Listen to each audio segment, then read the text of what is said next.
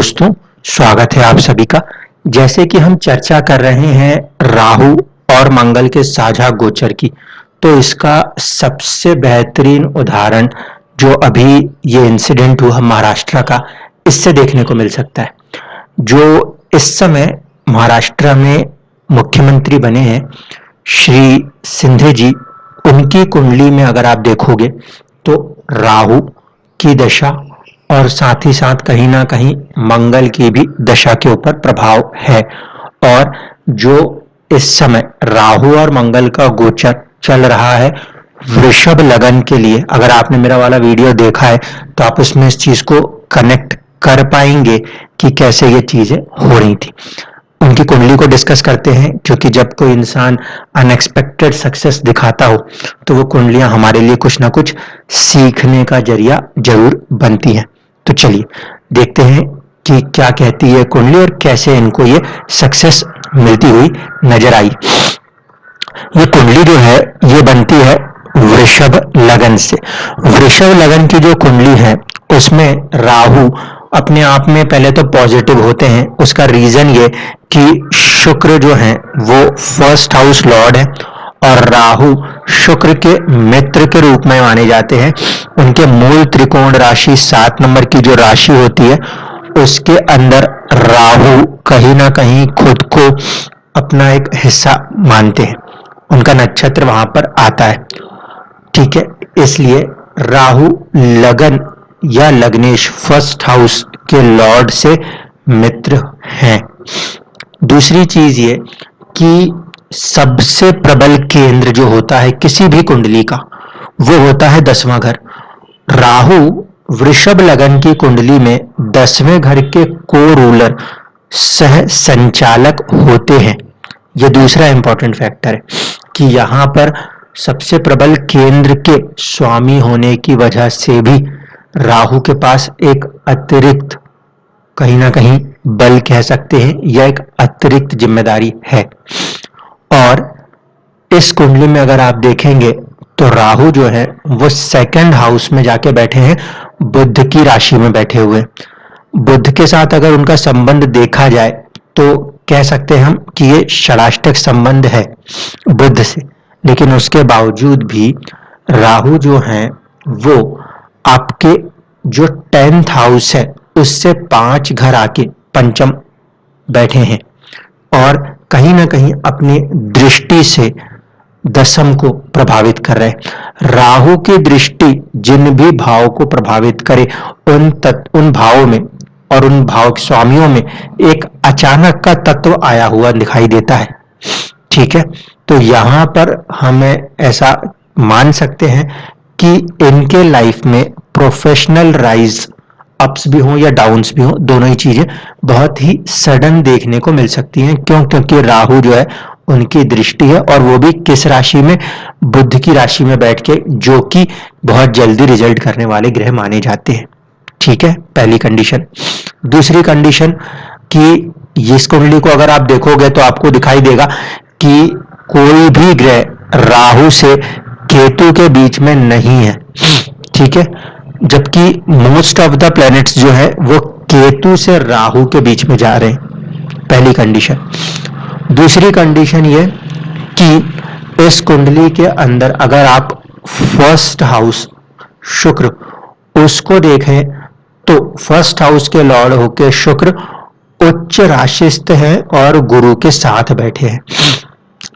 शुक्र क्योंकि 6ठे भाव के भी स्वामी हैं, इसीलिए यहाँ पे इनका उच्च हो जाना उतना लाभदायक तो नहीं कहा जा सकता।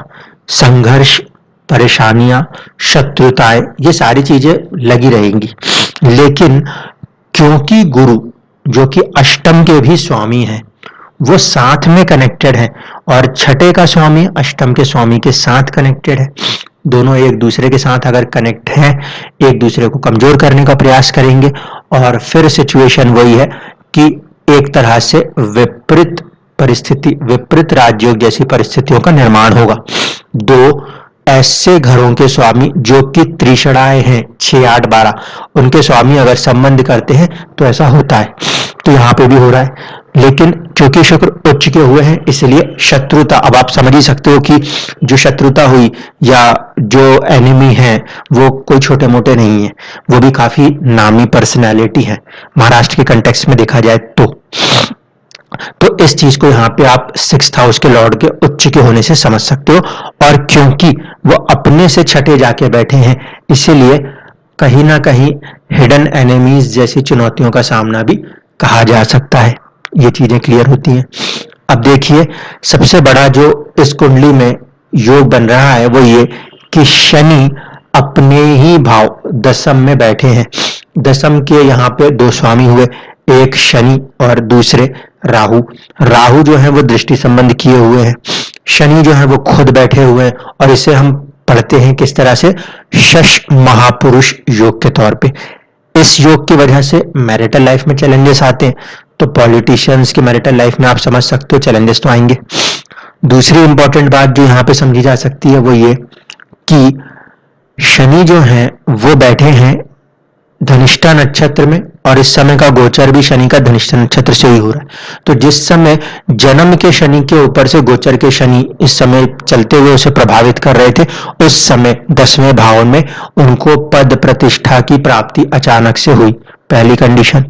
दूसरी कंडीशन कि यहाँ पे फर्स्ट हाउस का मिड पॉइंट लॉर्ड जो है वो है मंगल, और मंगल उच्च राशिस्थ बैठा है, इसीलिए जो साहस और पराक्रम का ग्रह है मंगल, उसने ये साहस और पराक्रम दिखा दिया कि हम किसी भी एक बात जो हमारे लिए ठीक है उसको लेकर हर स्टैंड ले सकते हैं। आप इस चीज को समझिए, बहुत ज्यादा मेंटल प्रेशर होता है जब इस तरीके की सिचुएशन से पार्टी से लोग बाहर निकलते हैं, लेकिन फाइटर प्लेनेट है मंगल, एक तो वो उच्च राशिस्थ, दूसरा ये वृषभ लगन है। वृषभ लगन जो होता है वो बहुत स्टबन होता है, बहुत ही जिद्दी नेचर का होता है, इसीलिए ये दोनों क्वालिटीज ने उनको बहुत अच्छा सपोर्ट किया है। ये चीज अगर नहीं हो पाती, बीच में वो थोड़े से डगमगा जाते, तो मुझे नहीं लगता कि आज जहां वो पहुंचे हैं वहां पे पहुंच पाते। तो इस वजह से आप समझ सकते हो कि अगर किसी लगन की कोई एक पर्टिकुलर क्वालिटी है और इंसान उस क्वालिटी को अपने अंदर बहुत अच्छे से मेंटेन कर ले तो वो बहुत ही एक्सट्रीम सक्सेस की तरफ जा सकता है। आज की स्थिति में अगर हम देखें तो जो ये गोचर है, इस गोचर को यहां पे अब आप लगा सकते हो।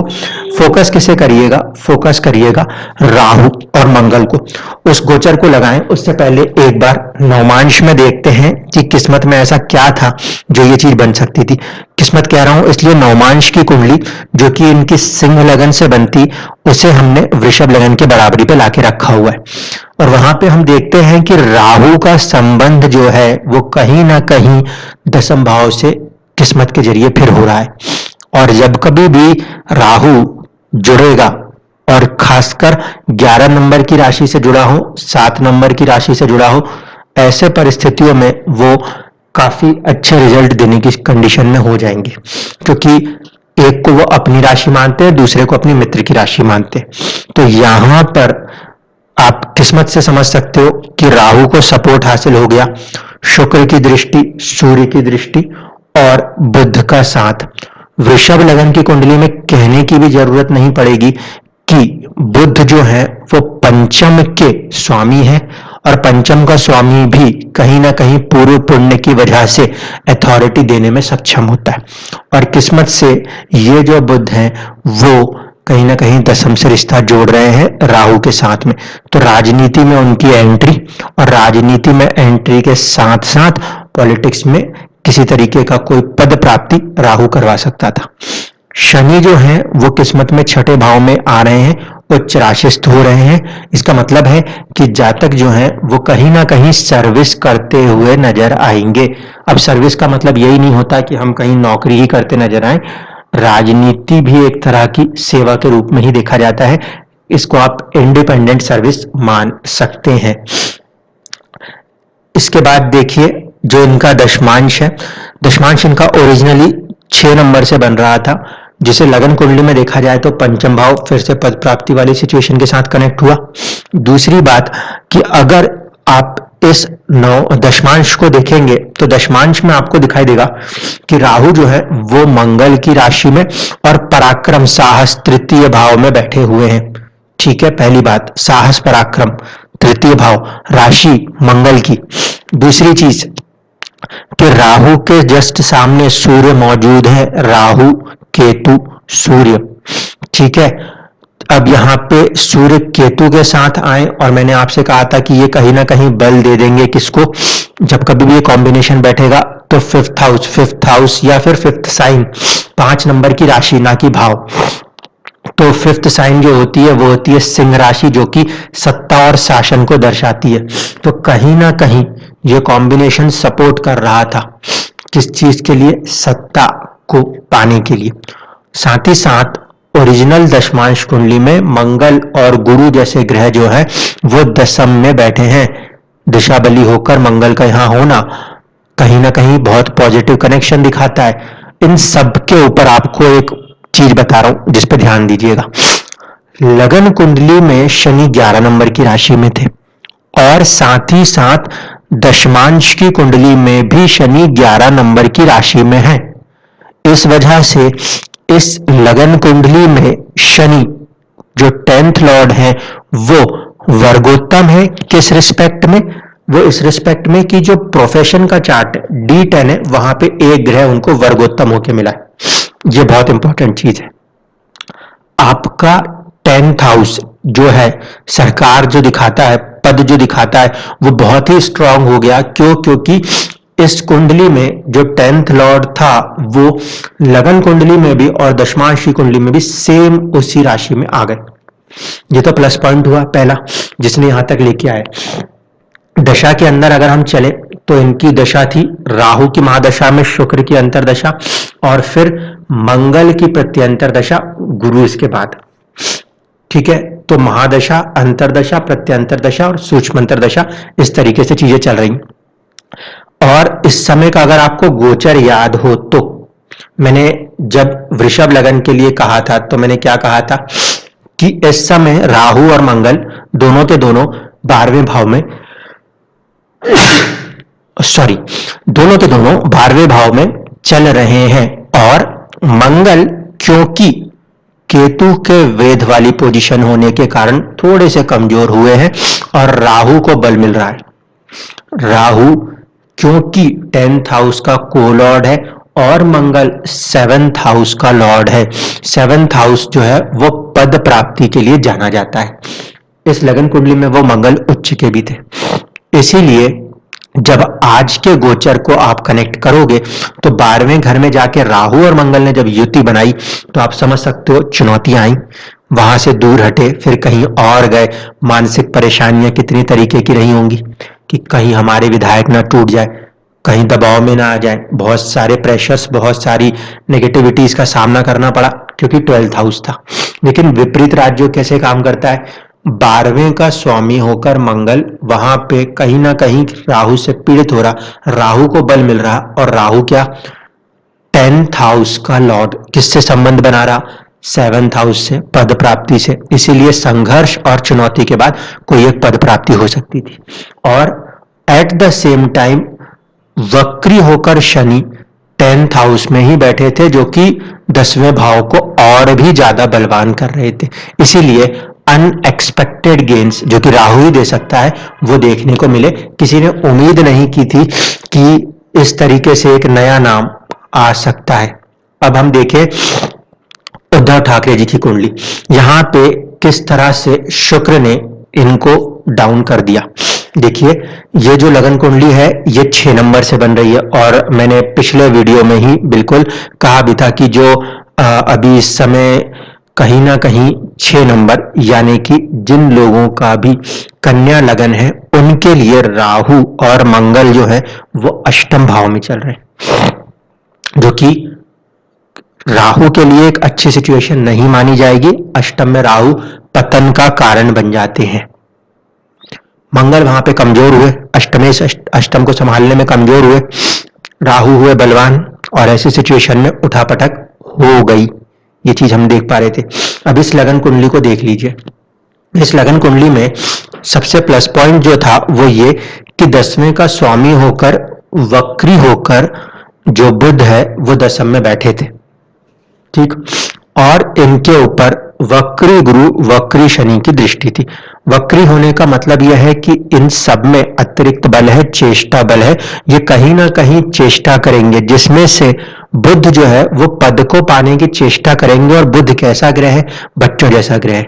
इसीलिए हमने देखा कि पद को पाने के लिए उन्होंने जिद पकड़ ली कि हम सहमत या हम समर्थन नहीं देंगे, हम भले किसी के साथ भी चुनाव लड़के आए हो, मुझे तो बस सत्ता चाहिए। सत्ता की एक जिद आ गई, एक बच्चों जैसा नेचर आ गया।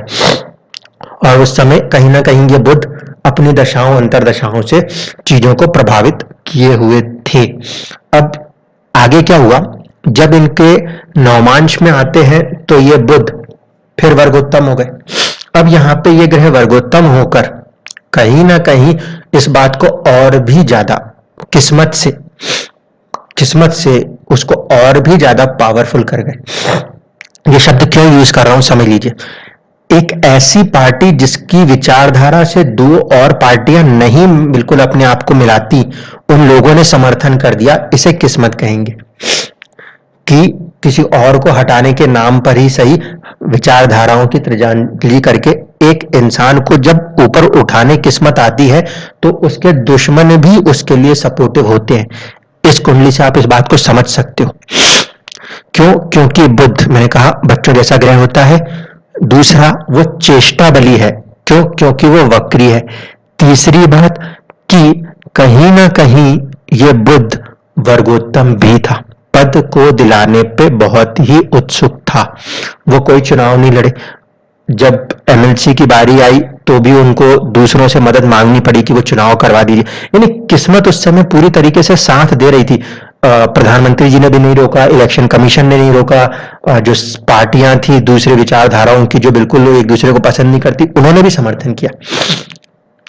पॉजिटिव साइड में सीखने की कोशिश कीजिए राजनीति को एक तरफ रख के कि जब किसी कुंडली में कोई ग्रह वर्गोत्तम हो जाए और अगर वो आपको अपनी जिंदगी में कोई चीज देने पर आ जाए तो वो किसी भी परिस्थिति को बना के आपको रिजल्ट दे सकता है। मैं यहाँ पे इस बात को तवज्जो देना चाहता हूँ, ठीक है। तो इतनी चीजों को आप यहाँ पे समझ गए। नवमांश में शुक्र को देखिए, कोई प्रॉब्लम नहीं है, शनि की राशि में बैठे थे। और लगन कुंडली के अंदर भी आप देखोगे तो शुक्र में कोई प्रॉब्लम नहीं थी, चंद्रमा की राशि में बैठे थे। मेन यहाँ पे जो कंसर्न था वो यही कि 10th हाउस का लॉर्ड 10th हाउस में और उसको गुरु जैसा शुभ ग्रह जो कि 1st और 4th का लॉर्ड है वो देख रहे हैं, और साथ ही साथ 5th हाउस और 6th हाउस के लॉर्ड होकर शनि जो है वो भी दृष्टि दे रहे हैं, जो प्लस पॉइंट बन रहा था। लेकिन शनि का दृष्टि देना अच्छा नहीं माना जा सकता, परेशानी का कारण बनेगा। और ऊपर से केतु, ये भी कहीं ना कहीं कोई ना कोई चुनौती खड़े करने में सफल होंगे। रीजन ये कि शनि जो है वो उनकी राशि में केतु बैठे हुए थे, इसीलिए शनि की जो खुद नेचुरल दृष्टि है पृथकतावाद की, वो और भी ज्यादा पृथकतावादी हो जाती है ऐसे सिचुएशन में। अब दशमांश को देखिए, दशमांश में जाके इसने कैसे खेल खराब किया। जब आप दशमांश को देखोगे तो इनका दशमांश का लगन जो था वो 3 नंबर से मिथुन राशि से बनता था, ठीक है। और अगर हम इसको कहीं ना कहीं अपने लगन के बराबर लेकर आ जाए तो हम ये देखते हैं कि शुक्र जो है वो नीच राशिस्थ है। अब आप इसको लगन बनाओ या ना बनाओ कोई फर्क नहीं पड़ता, ठीक है। शुक्र जो है वो D10 के चार्ट में नीच राशिस्थ है।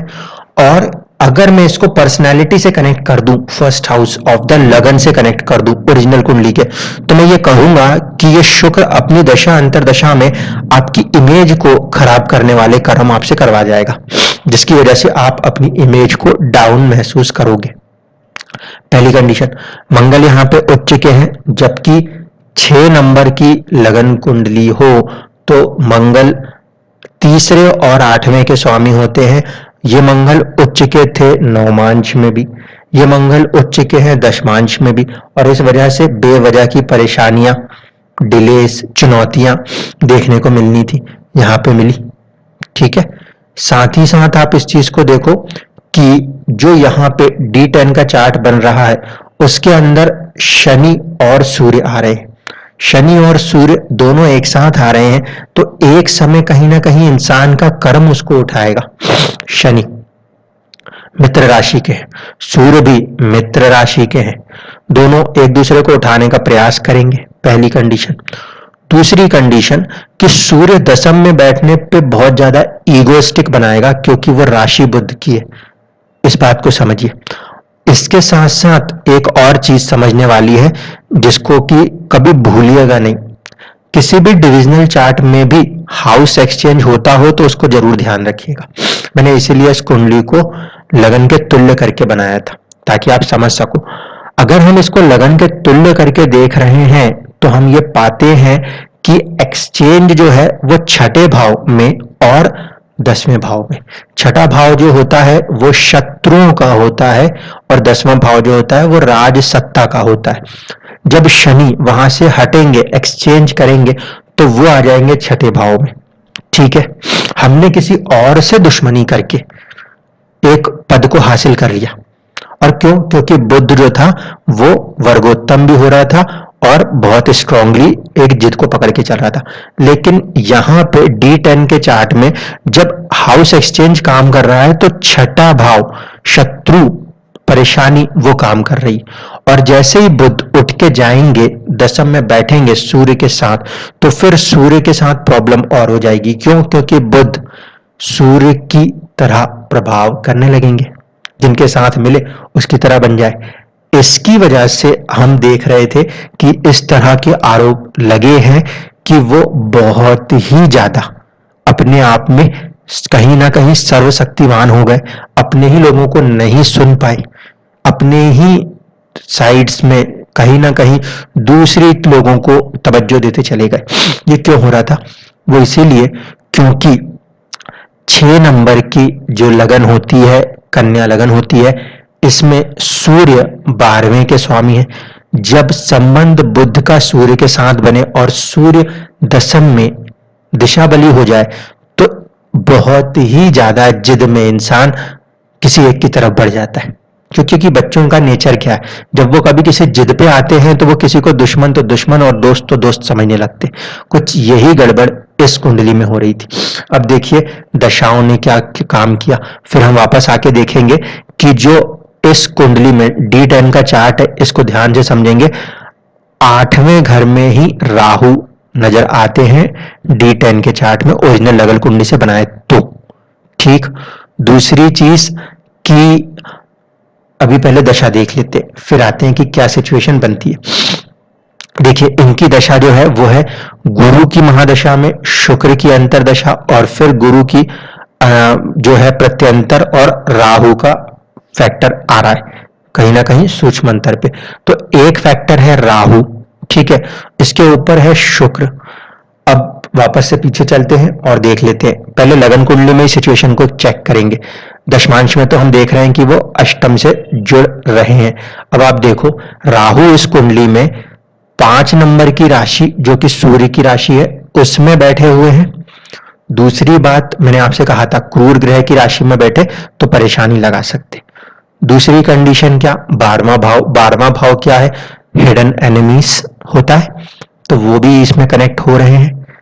ठीक, दूसरी चीज गुरु जिसको हम देख रहे हैं वो फर्स्ट हाउस के लॉर्ड नहीं है, वो लॉर्डशिप रखते हैं 4th हाउस और 7th हाउस की। मैं पहले शायद गलत कुछ बोल गया।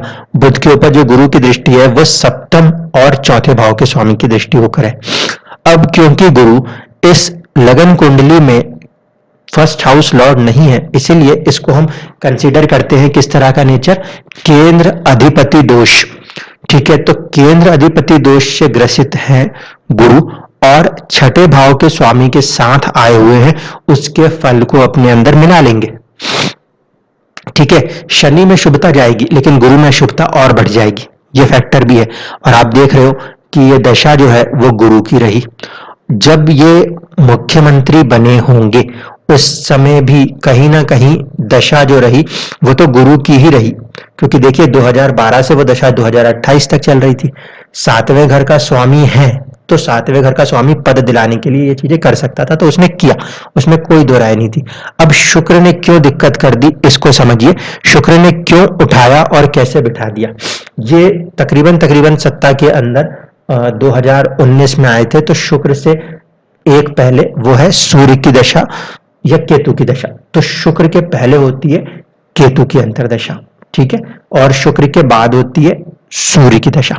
अब आप केतु को देख लो, इस कुंडली में जब गुरु की महादशा में केतु की अंतर्दशा चली होगी, गुरु की महादशा में केतु की अंतर्दशा, गुरु 4th हाउस और 7th हाउस का लॉर्ड और केतु बैठा है छठे में, तो यही वो चीज हो रही थी कि हम किसी और से दुश्मनी कर रहे थे क्योंकि केतु छठे में बैठा था और हमने सत्ता हासिल करी। तो जिस समय गुरु की दशा केतु की अंतर्दशाएं, केतु भी नहीं बल्कि बुध था, बुध के बाद केतु था, इन दोनों कॉम्बिनेशन में हमने वो सारे काम को कर दिया जिसने हमें सत्ता दिलाई है, ठीक है। मैं इसको करंट वाले सिचुएशन से अगर लगाऊं तो मैं क्या बोलूंगा कि जो शुक्र है वो इस लगन कुंडली में भले ही दो अच्छे भाव के स्वामी कहे जा सकते हैं, क्यों, क्योंकि 2nd house is a neutral और वो 9th हाउस के स्वामी है, किस्मत के स्वामी है। लेकिन ध्यान से देखिए, जो शुक्र की एक राशि है उसके अंदर मंगल जाके बैठे, जो कि इस लगन के कतई भी कारक ग्रह नहीं है, ठीक है। इस वजह से हम ये कह सकते हैं कि शुक्र के अंदर एक पाप प्रभाव मंगल का है, अनसर्टेनिटी का है, अष्टमेश का प्रभाव है, क्यों, क्योंकि वो उसका डिस्पोजिटर है। दूसरी बात कि शुक्र जो है वो सूर्य के साथ भी है, यानी कि 12th हाउस के लॉर्ड के साथ भी है और तात्कालिक रूप से अति शत्रु हो रहे हैं, सत्ता ही अति शत्रु हो रही है किस्मत की। इस चीज को समझिए, सत्ता सूर्य ही अति शत्रु, क्योंकि नेचुरल एनिमी साथ बैठ गए तो और भी ज्यादा बड़े एनिमी ये हो रहे हैं एक साथ होकर, इसीलिए सत्ता से भी हाथ धोना पड़ा।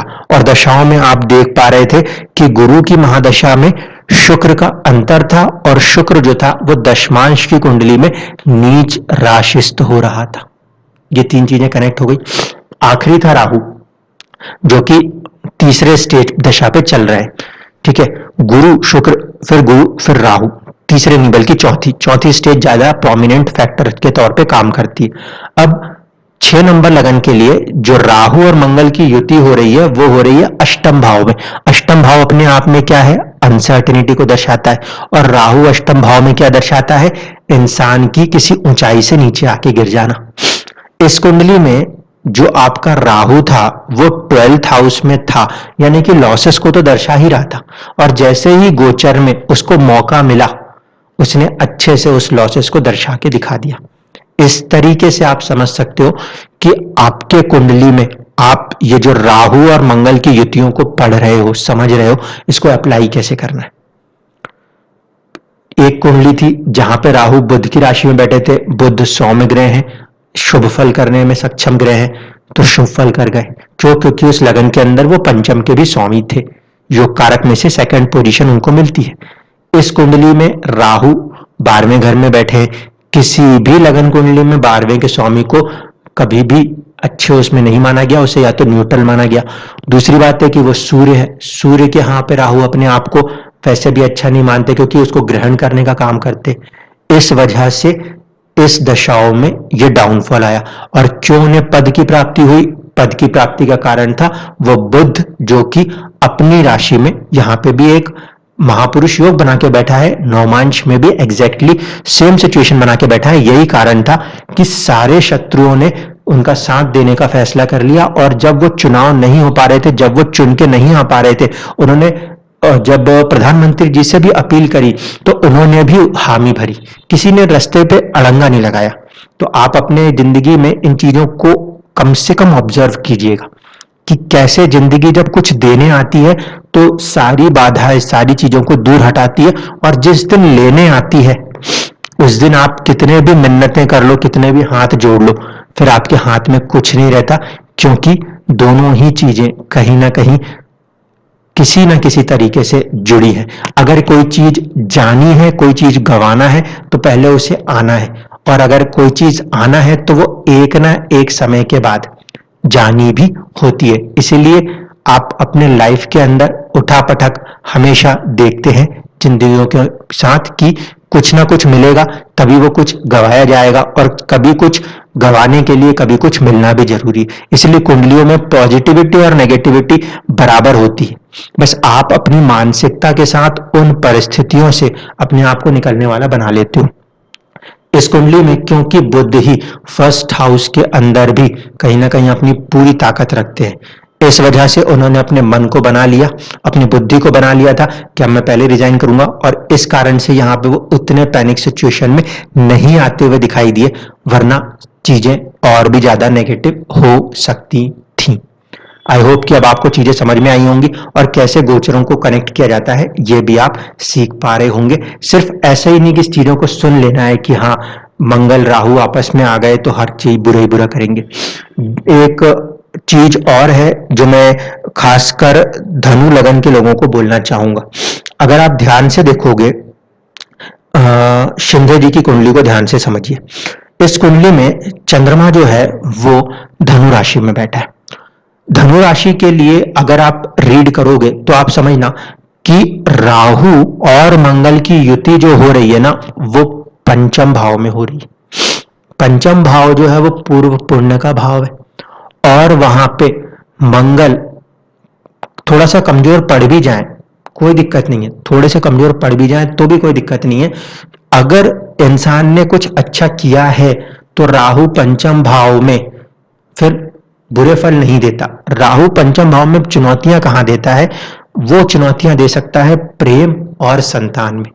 ठीक है, पद के मामले में राहु चुनौती नहीं देगा, इस बात को ध्यान रखना।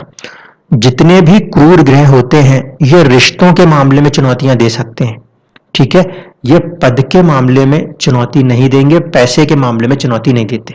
इस वजह से जब कभी भी पंचम में ये योग बन रहा है तो इस कंडीशन में राहु मंगल को सपोर्ट कर जाएगा।